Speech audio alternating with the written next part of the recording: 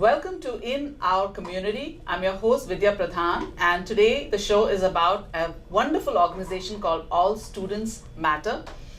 It's a non-profit that serves the Ravenswood district here in the Bay Area by sending volunteers to help students who are struggling with reading and math. Full disclosure, I've been a volunteer with this organization for over 2 years, and so it's my delight and pleasure to welcome Carolyn Blackman, the Executive Director of All Students Matter, to tell you more about this terrific organization. Welcome, Carolyn. Thank you for having me, and I hope your viewers will get a better sense for All Students Matter at the end of this half hour, and also a sense of the community we serve that has quite a few needs different from those of most Silicon Valley communities. So can you tell us a little bit about how this came about? I understand All Students Matter is about 10 years old at this point? Yes, I've been Executive Director for 9 years. And when I first started, it was a couple of parents that were from the Palo Alto community who had found out that there was a community in need that had no parents volunteering because the parents were so busy trying to make ends meet. And they were from a Palo Alto school where many parents volunteer, and they were battling to try to sign up for the field trips or classroom activities. And they decided to go into a community where they could help further. I joined when there were about 10 volunteers in one school in 2 grades, and now we're in 5 schools serving 70 teachers with 200 volunteers supporting 2,000 students. The Bay Area is looked at as a very prosperous place, but the district you serve is a stark reminder that there is a lot of inequality in our communities. Can you tell us a few statistics about Ravenswood School District that our viewers may not know about? Yeah, I was surprised when I started getting involved in this community. At this point in time, the majority of the students and families that we work with in East Palo Alto and Eastern Menlo Park are low income. They are eligible for a free breakfast, lunch, and dinner if they stay in an after-school program. Also, more shocking than that is that at this point in time, 44% of the families are considered homeless. And what homeless means in this setting is the parents are asked, do you know where you're going to live next month? And if they answer no, then they're categorized as homeless. It still means that the children don't have a lot of fixed points in their lives, whether it is a stable home life where they can be expected to have the attention of their parents, or even, knowing where the next meal is coming from. Absolutely. And, that's where All Students Matter comes in, because we have volunteers that we train, and then we also require that they come consistently every week for the full school year. So our volunteers are consistent, they're reliable, and they're trained, and they're a nurturing adult that may be missing in these students' lives, in addition to the teacher. So can you describe what a volunteer does when they go into the school districts and how often they go in typically? Yes. So most of our volunteers stay with our organization about 4 years. You've been with us 2 years. And they have to be able to go to the same classroom with the same teacher in the same grade at the same school every single week for a minimum of an hour. And what they would do is they would drive over to the school. Typically it's about a half-hour drive or maybe 15 minutes, work in the classroom with whatever students the teacher requires us to work with. And typically it's on reading, because reading is a very high priority in the district. Most of the students read below grade level, some radically below grade level. So we're working with reading. And that one of the reasons for that is it's a very heavy immigrant population. Yes, many of these families are first-generation immigrants from Latin America. They come from Guatemala, El Salvador, Nicaragua, where the murder rates are tremendous, horrendous, and in some communities it's kill or be killed. And so they're escaping these communities, coming to the edges of Silicon Valley where there are job opportunities and success. And like most immigrants of our families and many families in the United States, they're just trying to find a better life for their children. Absolutely. And in pursuit of that life, they may not have the time to spare for their children. I'd like to tell tell a story. I've been volunteering now 9 years. In addition to being executive director, I volunteer in the classroom 3 or 4 mornings a week and have for 9 years. And I've come across many touching stories because these statistics mean nothing until you meet the kids. And one in particular was quite eye-opening for me. I work with one boy who I read to every week, and I'd come there at 9 o'clock and the teacher would allow him to come with me, and he would read to me and we would work on some of his reading level issues. And one day, typically he's very excited to see me. They all are great kids. They can't wait to work with us, as you know. And he's usually very excited and had his book. And this one day he had his head on the desk and he was very tired. And I asked the teacher, is he sick? Because many of these kids come sick to school. There's no one at home to take care of them. And he said, no, he hasn't gotten enough sleep last night, but I'm not sure why. So I went out with Javier and I had the book with me and I said, Javier, I'm going to read with you today. Forget about reading, but tell me what happened yesterday. And he told me a very shocking story. He said that he got home and he was taking care of his cousins and brothers and sisters and had to make sure that they didn't get in trouble because their grandmother slept during the afternoon. How old is this child? I'll get to that in a minute because I think it's the most important point.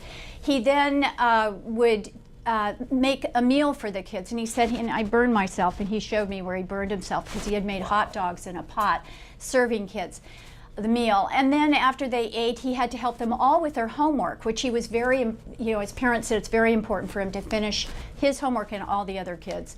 And then they played a bit, and he said it was very hard because the younger kids wanted to watch TV, and he'd finally get them to sleep, and then he'd have time to do his homework. And he said, then I had to do my book report. And then when he was done, he looked around where he lived and he said it was so messy. I said, I felt I should clean it up because my mother cleans houses in the day and cleans buildings at night. And I felt I needed to help her in some way. And then he said, I decided to wait until she came home. And I said, when did she get home from work? And he said, 1 in the morning. And this was a 4th grader. This is a 9-year-old boy. Amazing. And he said, when I came home, when my mother came home, though, she started crying. And I'm almost crying. And I said to him, she wasn't crying because she was sad. She was crying because she was proud of you and happy what you did.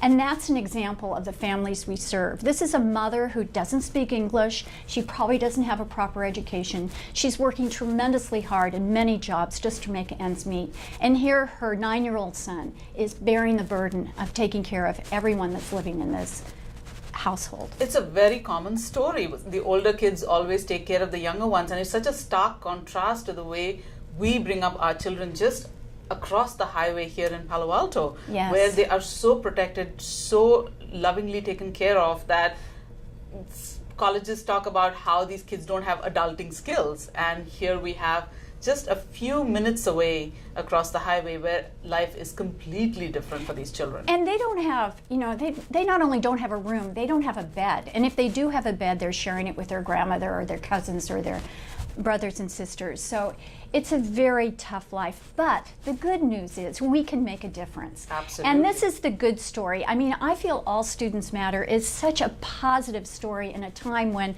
things are so negative and trying.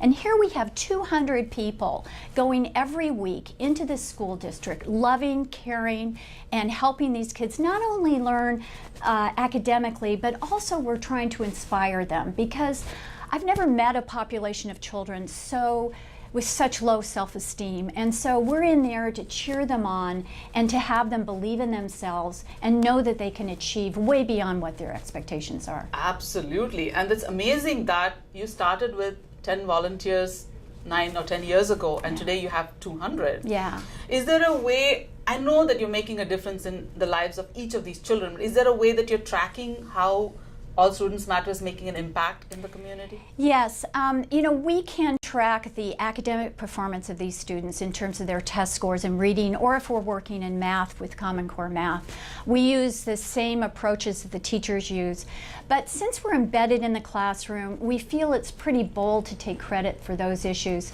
So the way we assess our organization is by polling the teachers, and there's 70 teachers that we work with, and we send out surveys twice a year to assess how they feel deal we're doing with our students. And I'm really proud to say that 100% of the teachers state that we significantly impact the academic and performance and self-esteem of these students. So we know we're making an impact every week. Can you share another story of a child that has been able to communicate what All Students Matter has been able to give back to? Yes, there was one student that I work with, and it was kind of an aha moment for me because, we try so hard to help them with reading or math, and we're working on academic issues, and sometimes we lose track of the importance of more intangible issues. And there was one student that I was quite fond of. I bonded with when he was in 3rd grade. His father had died suddenly, and he came to school, and no one had known his father had died. Wow. His mother hadn't said anything. And he was often shuffled between his mother and his grandmother for various reasons. So he had a very unstable life, very bright, but didn't obey very well, never raised his hand. So over time, I worked with him on his academics as well as some of his behavioral issues. And I loved him so much that I followed him from 3rd grade to 4th grade to 5th grade. He didn't know it, but I joined classes that he was in. And in 5th grade, he became quite a calm, ideal leader, very talented, after the support of the teacher and many people. And I put up my iPhone just randomly and said, Andrew, can you just tell us, what is the value of an ASM volunteer? And I thought he'd talk about, you help me with my math timetable, you help me with my reading. He never mentioned anything academic. And it was quite touching. He said, Mrs. B, and that's what they call me, it was really that you were there for me. And I knew when bad things happened in my life that you would be there for me and that you would believe in me and that you made me feel better about my life. And I found that very poignant because that's the value of our volunteers too. Yes, showing up week every week after week, and caring for them. And the teachers do it every day, so we're not the only heroes in this story. But to say that 200 volunteers come from other communities into this community every week is quite astounding. And the teachers do a heroic job, I must say, given the constraints that they are under. But it's still not possible for them to have that one-on-one connection. That's true. And I hear a lot of times people say, these low-income districts, they need better superintendents, or they need better teachers, or they need a better curriculum. There's a new way that they should be teaching. And we in All Students Matter do not believe that. We're humble, and we realize that all these individuals that are in this district are trying the best they can, and they have a tough role. The classroom is so different than the classrooms that the more affluent communities have. The students are not homogeneous. They have a wide variety of academic skills. We have 1st grade readers in 5th grade classes. Absolutely, yes, and shocking as it is. They have a wide variety of social and emotional issues as well. Right. So all this makes it so difficult for the teachers, and more need for what we provide are 3 volunteers, 3 different days for every teacher in kindergarten through 5th grade in every elementary school in this district. Wow, and how many elementary schools is that? That's 5 districts and 70 teachers and 2,000 kids. What an amazing contribution! Yeah. So I know you had a technical background. You were part of Silicon Valley, so to speak, and so that's helped you grow this from 10 to 200. But it's been pretty seamless, right? You're adding 50 volunteers a year? Yes. Something like that? I do have a strong business background from many high-tech corporations, and also ran a startup. And all those skills I've used to integrate with my love and passion for these kids. So yes, we've been able to grow pretty seamlessly, and I think that's why we retain volunteers for up to 4 years, because we provide not only training, but we provide newsletters, and we have lecture series for the volunteers to come to. And we really touch our volunteers a lot and communicate with them and the teachers regularly so they understand what the needs are and where we need to head. I think there are a lot of people in this community who would like to be involved in some way, maybe even volunteer for All Students Matter. Can you talk a little bit about what is involved in becoming a volunteer and what kind of help and support you provide for them to be ready to go into the classroom? Yeah, you know, the funny thing is a lot of people feel, oh, I don't have a teaching background, I can't do that.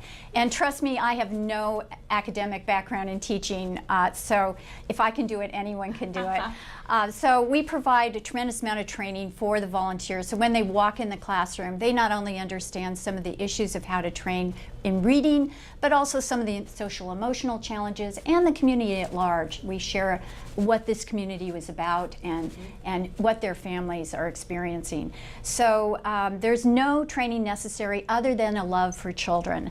You don't need to speak Spanish. In fact, we don't want to speak Spanish because most of these students speak Spanish in the home. So it's it's advantage not to speak Spanish and just speak English to these students. One of the concerns I had when I became a volunteer was, what about an accent that you bring to the table? Because are these kids going to get rattled by that? If you have a different accent, if you speak with an accent, is it going to be a problem in the classroom? Not at all. In fact, we have many volunteers from all over the world that either are coming into this community for a temporary time or live in this community, and it's never an issue. I mean, their parents speak Spanish and they have a Spanish accent. Really, the key are basic issues here in reading and writing and communicating and being able to communicate in full sentences. And talk about, say, the books they're reading. And do the volunteers always work one-on-one with the students, or sometimes do they also work in groups? How long do they typically spend with one student, for instance? So typically we'll spend with the little kids, like kindergarten and first graders, just about 15 minutes, and it's always one-on-one with the little kids. When you get into third to fifth grade, you can work with 3 kids, typically for a half hour. And many of our volunteers, the minimum requirement is an hour a week. But once you get there, once you've driven there, once you're in the classroom, it's really hard to leave. So almost all of us work more than an hour. So we're working with quite a few students in the time we're there. I can attest that from my personal experience that the teachers are very helpful in terms of working with you on what works best for you, what methodology works best for you. Is it a one-on-one? Is it a group? Timings, they're very flexible about timings, about when we can come to the classroom. If we say, you know, I don't think I want a class after lunch because kids really are not paying attention, or a class just before lunch because they're in a rush to leave, they'll work with you on that. Yes, yes. Teachers have been wonderful. Yeah, That's been my experience. We've been in these schools for quite a long time, and they now know how to work with our volunteers, and everyone's flexible in meeting each other's needs. And we're guests in the classroom. We don't feel we have the answer, so we look to the teachers for guidance, and that also helps volunteers that don't have a teaching background, because we really can lean on the teachers. And teachers have been very good about working with our, if being open to some ideas. I've been able to communicate with my teacher and say, I think this child would benefit from this. We leave little notes for each other, or we communicate by email, or have a little notebook where we keep track of the child's progress. And the teachers have been wonderful about staying on top of stuff and communicating. So I can attest to the fact that it's a very seamless experience. It's just full of joy. Yeah, and I think the superintendent of schools last year honored us as one of the top nonprofits in the district. And I think the reason is because we are organized, but also because we are humble in our integration with this district, whether it be the principal or the teachers or even the superintendent. We understand and listen to what they need, and that's what we try to provide. And then they listen to us if we have some issues we can bring, for example, to the teacher's attention about the students that they may not know. So we provide a tremendous value as well. So are there any plans to expand? So this is one that's working, expand either with more in the same district, or expand to other districts?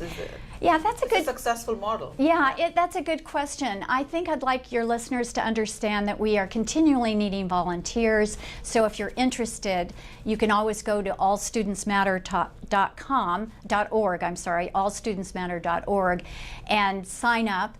But I also want to encourage any of those listeners that are outside of our community that may want to do this in their community. Right. We have a template in place for anyone to implement, whether it be Marine Marin County for Marin City, Piedmont for Oakland, Carmel for Salinas. I think there's a lot of communities that are similar to ourselves that are near low-income communities that really can follow the path that we've taken and be successful with our template. Sometimes you can even have underperforming schools and kids who are struggling within the same school district. Yes, If that's it's a true. large enough school district, I come from Fremont, and you had such a wide variety of students and home environments and academic abilities even within one city. Yes, that's very So true. even if you live in a very, what you would call a prosperous district, a district where the kids are really well taken care of, but you are aware of other parts of your city where things are not like that, you could still start something like that, right? Exactly, After all, what does it exactly. require? Just People. people. Yeah. Exactly. And I think, you know, it's a statement of who our nation is. We're not a selfish nation thinking about only ourselves. We are people who care for our community and our neighbors. And this is an example of 200 people or more that are actually showing that by taking their time every week to give and to share their heart with neighbors that are nearby in need. How, other than you, who are the longest serving volunteers are there other people who've been around for 9-10 years? No, in 9 years, but the other two leaders of our organization, Carrie Tully has been with us 8 years, and Jeanette Kennedy, who heads up planning and strategic planning and marketing, has been with us 7 years. I don't think you have a lot of attrition, do you? No, we don't. A lot of people stay, and that's exciting and also, as I say, humbling, because it's an honor to work with people like you and the many My others, pleasure. that help out in our organization and make it what it is. And if someone were to want to help you but not have the time to volunteer, I think all of us think, okay, one day we will do this, but Yes. right now, if we don't have the time, is there any other way to help you? Well, we do take donations. The thing that we're different about than other nonprofits is we only have one full-time employee, and it's not me. I volunteer my time as executive director and am quite committed to that position. So we do need funding for our programs that we implement to run this program. We have no dollars spent on admin or marketing. Those are all volunteer activities, but we do have a need for funding. And since we don't have the administrative support to handle small donations, we typically will request larger donations just because it will help our organization and help our needs. Mm-hmm. As I said, what is the expansion plan for All Students Matter here itself, in this district itself? Yes, now that we're in every elementary school, and it just happened this year, and all the grades providing 3 volunteers for every teacher, we have thought about what's next. We could go into the preschools, we could go into the middle schools, we could even go into Redwood City or other communities. We've decided to stay where we are, where we're effective, and double down on some issues that are top priorities to the teachers, principals, and district. Mm-hmm. And those 2 priorities are literacy and social and emotional needs. So we will provide an additional level of support focusing on literacy with reading specialists, and also focusing on a book club that will focus on some of the social and emotional issues of the kids. How will that work? So the literacy portion will be working 5 days a week with the same students on a very structured approach with teachers that are specialized in reading recovery, and it'll be an intervention program. The book club will be a weekly group that'll get together. We'll start with 5th graders and we'll chat about a book, but really what we're doing is having the kids talk about some of the issues they face in their classroom or in their home life. So it's sort of quasi... And kind of mentoring them. Yeah, it's okay. a mentoring program. And your focus continues to be elementary school. Yes. Is it because you think that that's where you can make the biggest difference? Yes. Or catch them early? Yes, absolutely, Vidya. We need to catch these kids before they're in middle school. And we spend a tremendous amount of time with the younger grades. And the literacy program, as you have brought up, is going to be just working with the very youngest kids, trying to give them a kickstart. So when they're in 5th grade, they have a good, proper education. Right, because we've seen that by the time they get to 4th grade, if they've had no intervention till then, it's exponential. Yes. The stuff that's expected of them is really, really complex. Yes, and so sometimes true. hard to catch them. And one of the reasons Ravenswood struggles is that they do get lateral admissions at higher grades. Yes. And so go ahead. So I had a fifth grader who had just come from Tonga. He only spoke Tongan, and he was reading Little Bear. So he was sort of at a first grade reading level. Now, some of these kids learn very quickly, so it doesn't take very much time one-on-one to catch them up. But we call them newcomers, and they come from other countries speaking other languages. Yeah. Right. And so it's invaluable to have volunteers in the school who can work with these kids one-on-one, and Yes.